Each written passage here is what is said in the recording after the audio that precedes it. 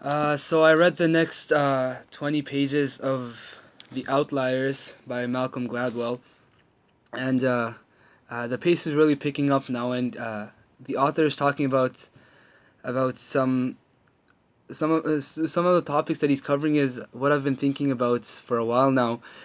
So he starts the story off with he starts in the chapter off with the sentence that all great success stories have similarities. So, like he said in even in a summary before I started the book, I read the summary on the back.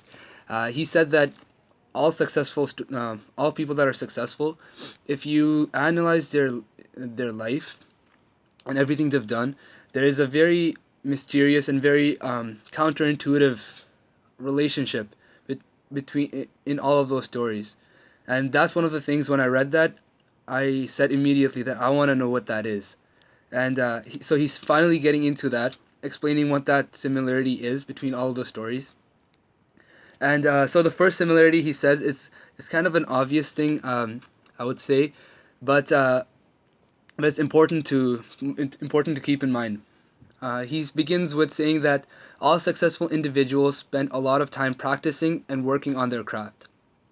So this then again goes with the idea of hard work, right? And people talk about it all the time. It's a very common concept, yet not so many people actually live their lives according to it. And I've actually felt this actually has like a personal connection to me, because when I was in grade 8, even before that, I was in grade 6, I started playing soccer, and I wasn't really that good at it. Uh, and then people didn't want me on the team, and I would usually be the last pick, and that really got to me. And I said to myself that I want to be the best, and I don't want anything to be the best. So I started practicing. I would get up. I would. A couple of my friends would meet at the park every day, and we would play.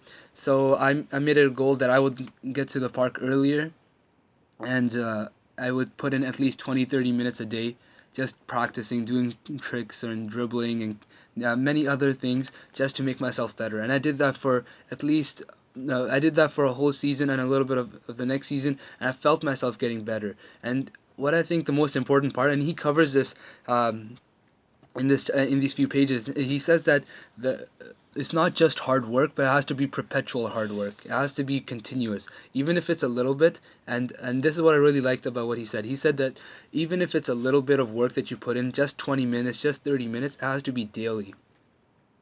And I really agree with that point. The fact that it has to be daily, the everyday kind of thing that you have to put in. I believe that's the most important part of hard work, because there's many people that I know, for example, some of my cousins even who start something and they put a lot of energy and a lot of work into it, but then they just drop it, right? And even though they put in that hard work, it doesn't really bear any fruits for them because it wasn't perpetual, because they stopped it right away. And this idea of perseverance is what he says is very important. And he says something that's very which is kind of worrying for me, because he says that uh, any successful person has to spend at least 10,000 hours of practice, which usually takes a decade.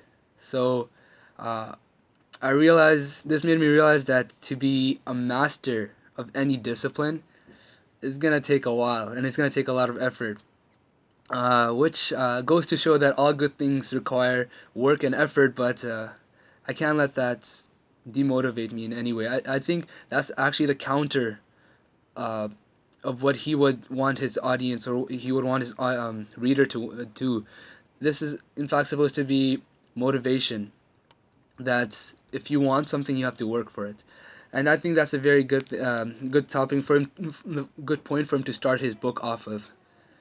And then he gives an example of a very famous computer engineer, a computer program. He was like a pioneer of modern computer softwares and all that.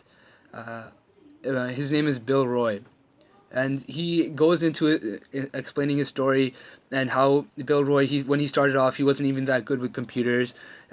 He was kicked out of his college, I believe, or he did not do well in college.